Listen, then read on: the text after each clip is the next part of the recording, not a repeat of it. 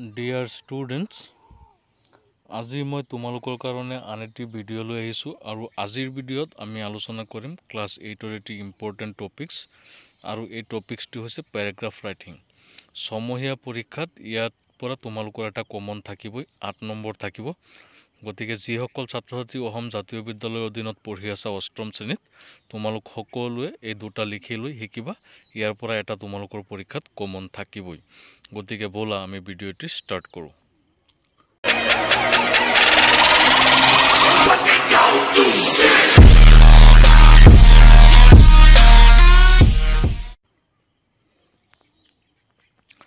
প্ৰথমটো দিয়া হৈছে importance of internet in our life. আমাৰ জীৱনত ইণ্টাৰনেটৰ গুৰুত্ব কি, এই বিষয়ে আলোচনা কৰিব লাগে। এটা পেৰাগ্ৰাফ লিখিব লাগে। তো ইয়াত মই তোমালোকক ধুনীয়াকৈ লিখি দিছোঁ, তোমালোক সকলোৱে লিখি লৈ শিকিবা। The internet help us with facts and figures, information and knowledge for personal, social and economic development. ইণ্টাৰনেটে আমাক তথ্য সহকাৰে জ্ঞান সামাজিক, ব্যক্তিগত, অৰ্থনৈতিক সকলো ধৰণৰ জ্ঞান উপলব্ধ কৰায়। There are many uses of the internet. ইণ্টাৰনেটৰ বহুতো ব্যৱহাৰ আছে, উপকাৰিতা আছে। However, the use of internet in our daily life depends on individual requirements and goal. Internet has opened a new world for many people around the world. Many opportunities are available here.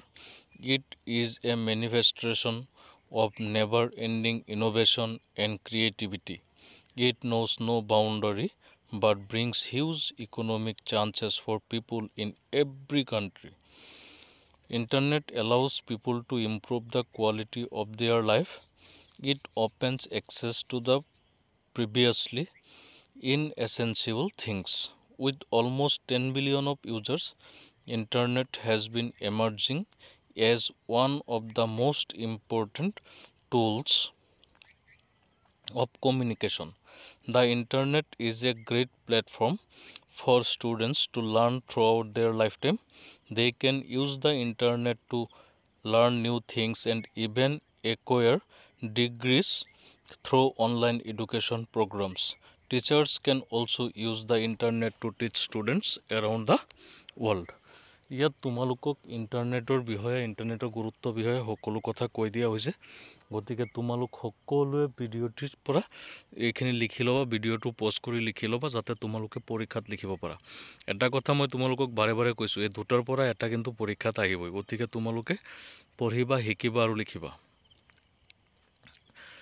আৰু এটি কথা, যিসকলে চেনেলটো subscribe কৰা নাই, তোমালোকে subscribe কৰিবা। যিকোনো ক্লাছৰ যিকোনো টপিকছৰ ওপৰত আমি ভিডিঅ'ত আলোচনা কৰিম। লাহে লাহে আমি ব্লেকবোৰ্ড ইউজ কৰা আৰম্ভ কৰিম অনতি পলমে। গতিকে সকলো টপিকছ ধুনীয়াকৈ এক্সপ্লেইন কৰা হ'ব। বিশেষ অসুবিধাবশতঃ এতিয়ালৈকে সেইখিনি আগবাঢ়িব পৰা নাই। গতিকে তোমালোকে চেনেলটো ছাবস্ক্ৰাইব কৰিবা আৰু যিমান পাৰা বন্ধু বান্ধৱলৈ শ্বেয়াৰ কৰিবা। ক্লাছ 1ৰ পৰা আৰম্ভ কৰি ক্লাছ 12লৈকে যিকোনো সমস্যা থাকিলে তোমালোকে কমেণ্ট কৰি জনাব পাৰা। ইয়াৰ পৰাই তোমালোকক শিকোৱাৰ ব্যৱস্থা কৰি দিয়া হ'ব। তাৰপিছত আৰু এটা পেৰাগ্ৰাফ লিখিব লাগে এয়াৰ পলিউশ্যনৰ ওপৰত, বায়ু প্ৰদূষণৰ ওপৰত আৰু এটা পেৰাগ্ৰাফ লিখিব লাগে। ইয়াত চোৱা, মই ধুনীয়াকৈ লিখি দিছোঁ। Air pollution is a concern for people all over the world. Air pollution is most often caused by burning fossil fuels like petroleum, coal and natural gases. বায়ু প্ৰদূষণ বৰ্তমান বিশ্বৰ এটা ডাঙৰ সমস্যাত পৰিণত হৈছে। বিশেষকৈ বায়ু প্ৰদূষণৰ কাৰণবিলাক হৈছে জীৱাশ্ম ইন্ধন যিবিলাক আছে, পেট্ৰলিয়াম, কয়লা আৰু বিভিন্ন প্ৰাকৃতিক গেছৰ জ্বলনৰ ফলত হয়। The exhaust fumes release by vehicles fill the air with toxic particles. আৰু যিবিলাক ভেহিকলৰ পৰা ধোঁৱা জাতীয় বস্তু ওলায়, টক্সিক বিষাক্ত পাৰ্টিকলবিলাক ওলায়, সেইবিলাকৰ পৰাও বায়ু প্ৰদূষণ হয়। পলিউশ্যন কেন কজ হেল্থ প্ৰব্লেমছ। ইয়ে স্বাস্থ্যৰ ক্ষতি কৰে, ছাচ এজ আস্থামা হয়। তাৰপিছত হেডেক্স, মূৰৰ বিষ এণ্ড আদাৰ চিমটমছ অফ এলাৰ্জিছ, আৰু বিভিন্ন ধৰণৰ এলাৰ্জি হয়। The World Health Organization has classified air pollution as an environmental risk to human health. বিশ্ব স্বাস্থ্য সংস্থাই পলিউশ্যনক মানুহৰ স্বাস্থ্যৰ কাৰণে ক্ষতিকাৰক বুলি চিনাক্তকৰণ কৰিছে। Many countries have taken action concerning air pollution. বহুতো দেশে বায়ু প্ৰদূষণ ৰোধ কৰাৰ ব্যৱস্থা হাতত লৈছে। Air pollution has caused a number of respiratory and heart diseases among people. আকৌ কোৱা হৈছে ইয়াত বায়ু প্ৰদূষণে মানুহৰ বিভিন্ন ধৰণৰ উশাহজনিত আৰু হৃদজনিত বেমাৰৰ সৃষ্টি কৰে। দ্য ইনচিডেন্স অফ লাং cancer has ইনক্ৰিজড in recent ডিকেডছ।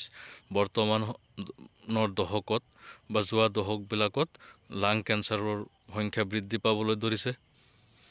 Children living in contaminated areas are more likely to develop pneumonia and asthma. Many people die every year due to the direct or indirect effects of air pollution. প্ৰত্যেক বছৰত বহুতো মানুহৰ মৃত্যু হয় বায়ু প্ৰদূষণৰ প্ৰত্যক্ষ বা পৰোক্ষ কাৰণত।